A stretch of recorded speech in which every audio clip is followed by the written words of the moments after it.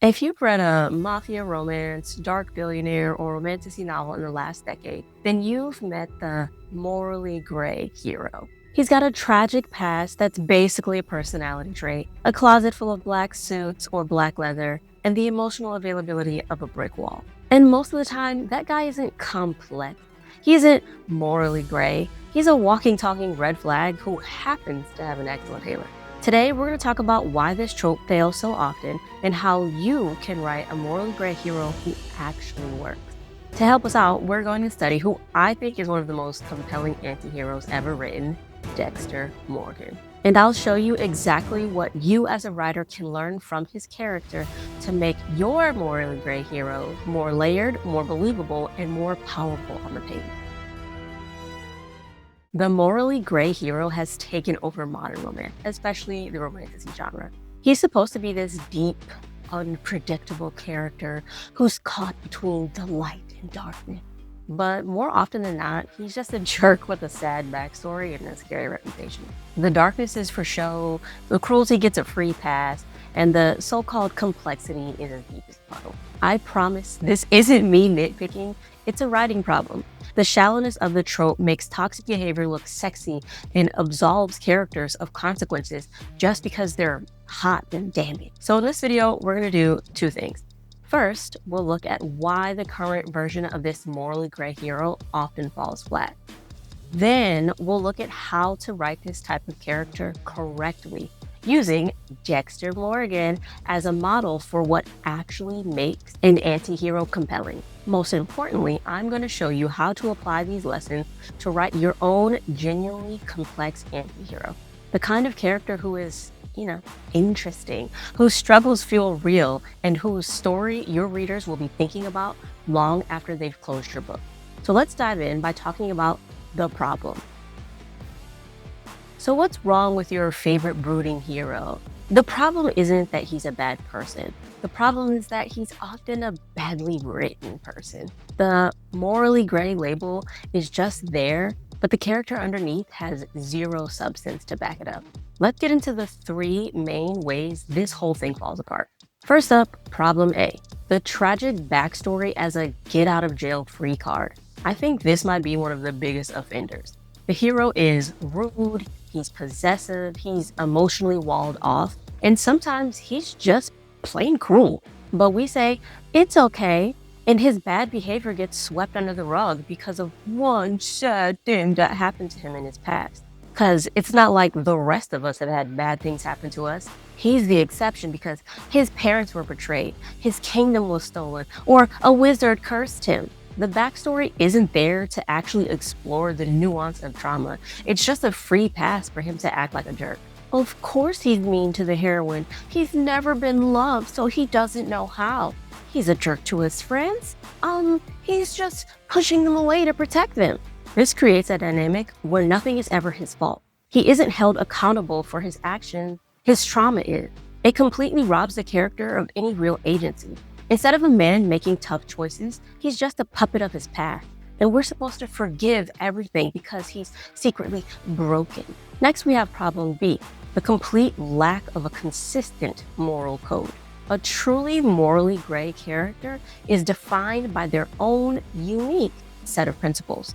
The problem with the dollar store version of the moral compass that we usually see is that it doesn't point somewhere between good and evil. It just spins around wildly to wherever the plot needs it to go.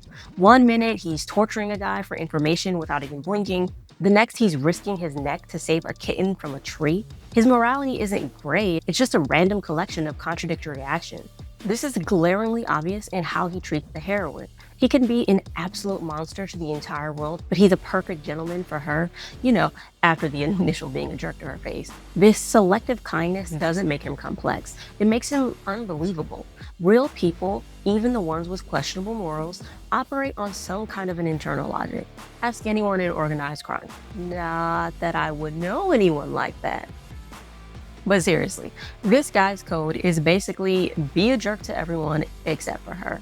And that doesn't scream moral complexity. It screams that his entire personality hinges on his love interest. which is not only unrealistic, but also props up some pretty unhealthy ideas about romance. And that brings us to problem C, morally gray as an aesthetic. This one might be the worst. For a lot of these characters, their grayness is all for show. It's the dark clothes, the moody silence, the sarcastic quips, and the scary reputation. He looks the part, he sounds the part, but when it's go time, he almost never does anything that's actually morally questionable.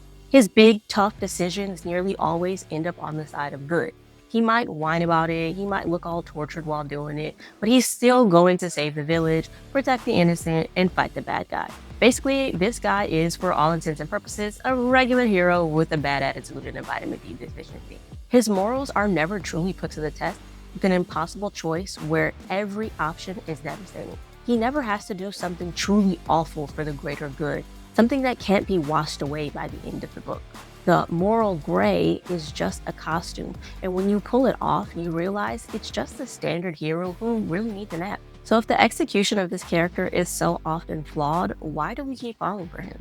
And for the writers out there, how do we get past this shallow trope and make something with actual substance? How do we do better? Well, that brings us to part 2, the solution. Writing a truly compelling anti-hero isn't about making them edgier or giving them a darker backstory. It's about depth, agency, and consequences.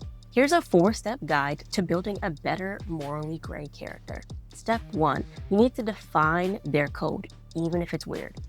A real anti-hero doesn't lack a moral code. In fact, they must have one, and it drives every decision that they make, no matter how unsettling the outcome. Maybe their rule is, I will do anything to protect my family, even if I have to burn the world down. Or, the ends always justify the means, no matter how brutal. Or maybe even, the law must be upheld to the letter, even when mercy feels more human. This code is their foundation. It has to be consistent, and it has to drive their actions in a way that makes sense. We need to understand why they do what they do, based on their own principles. This is what lets us see the world through their eyes, even if we totally disagree with them. A character with a strange but solid code is always more interesting than one who is just randomly mean or nice. So finally, looking at Dexter, his code is that he can only kill killers. It's rigid, it's flawed, but it's consistent. It gives him purpose and boundary. This code is what creates amazing tension in a story featuring a character like him. What happens when he wants to kill someone who doesn't technically meet the criteria? What if someone he loves breaks the code? Having a code doesn't just justify his violence, it adds an interesting layer of challenge for him as a character. So here's how to use this in your own writing. Give your character a belief system that guides every action they take, even those that cause harm. It should be something they believe makes them the least bad version of themselves. It could be never lie, even if the truth destroys someone. Family first, always. The weak must be protected no matter the cost. Once you've nailed down your code, write about 3 scenarios where following that code puts the character at odds with someone that they care about. This will give you amazing insight into your character and the juicy tension this can add to your story. Step 2, make their morality a source of conflict, not an excuse. Now that you've established the character's moral code, you can use the character's moral ambiguity to drive the story's conflict, not as a shield to deflect blame. The best moments for an anti-hero are when their own code forces them into an impossible choice. This is where real moral grayness is born. In those dilemmas where there's no clean answer, tension comes from watching their code put them in situations where every choice has a cost. Dexter constantly faces these moments. If he kills, he risks discovery or hurting innocent people. If he does it, he risks the lives of future victims. Or when he wants to kill someone but they don't technically fit his code, his morality creates tension, not justification. His code doesn't save him from blame, it actively tortures him. He agonizes over the implications of every kill. That's what real moral grayness looks like, being forced to become the villain in order to follow your version of justice. In your writing, you can build story tension by putting your character's belief in direct opposition with their survival, their relationships, or their goals. Design moments where there is no right choice, then force them to choose, and show how that choice changes them. For instance, what if a hero's code is to protect his people above all else? What happens when the only way to save his city is to flood a town full of innocent people? Both options are horrific. Saving his people means knowingly sacrificing others. Sparing the town means his own people will probably die. There's no right answer. Showing the character agonize over this, make a choice, and then live with the brutal, unavoidable consequences, that is moral complexity. His code didn't get him off the hook. It led him to a trap where he had to become a monster for a good reason. Real quick before we continue, since you've made it this far, I'm guessing you're getting some good information out of these lessons. If so, please give this video a like. It's the easiest way to tell YouTube this content is worth sharing with other writers. And if you want more honest advice about writing, publishing, and surviving the author life without throwing your laptop out the window, hit subscribe. I want to build a space where writers feel seen, supported, inspired, and maybe just a little less alone. All right, let's get back into it. Step 3. Give them relatable, not necessarily good, motivation. Readers don't have to like your anti-hero, but they have to understand what makes them tick. Although, I think if you write them correctly, they'll probably do both. The key to doing this is to give your character a universal human motivation. Survival, protecting someone they love, revenge, or a thirst for power are all deeply human drives, even if they lead to dark choices. The key is making these motivations feel real. A tragic backstory can be a part of this, but it has to be more than just an excuse. It should be an active force that shapes them. How does their past trauma influence their current goals? Does it make them ruthless, terrified of losing control? Their motivation needs to be a real, tangible force that explains their choices without just letting them off the hook. When we get why they want what they want, we can connect with their journey, even if we hate their method. Dexter's motivation is survival and also connection. He wants to feel normal, even though he believes he can. That yearning is incredibly human. It's what makes us root for a literal serial killer. And what makes him so compelling isn't just watching him murder bad guys. It's watching him try to be a brother, a boyfriend, a father, despite believing he's incapable of love. And yes, this all stems from a very traumatic childhood experience of watching his mother be murdered by a serial killer, but that traumatic childhood experience is the basis of his motivation, not the entirety of him. We don't root for Dexter because we agree with him. We root for him because we understand him. He wants connection. He wants to feel human. That longing makes even his darkness sympathetic. For your character, make sure their motivation is deeply human. Not just vengeance or power, but tell us, why do they want that thing? What emotional wound are they trying to heal? A great tool to help you with this is the Emotional Wound Thesaurus. It is my go-to for creating rich, emotionally complex characters. It lists common traumas like witnessing violence or being emotionally neglected, and shows how those wounds shaped a character's fears, flaws, behaviors, and relationships. It's incredibly helpful for going beyond he had a bad childhood and actually building a complex, believable internal world like Dexter's. It will help you identify what traumatic event shaped your character, how it affects their fears and behaviors, what flaws or coping mechanism they've developed, and how that pain might show up in their relationships or moral choices. For example, someone abandoned as a child might become emotionally distant, hyper-independent, or desperate to prove their worth, any of which can become the root of a morally gray persona. I've left an affiliate link to purchase this book in the description below, so if you like, check it out. And finally, step 4. Show, don't just tell, their internal struggle and its consequences. Your final step to creating a truly amazing morally gray hero is to show the weight of the character's actions.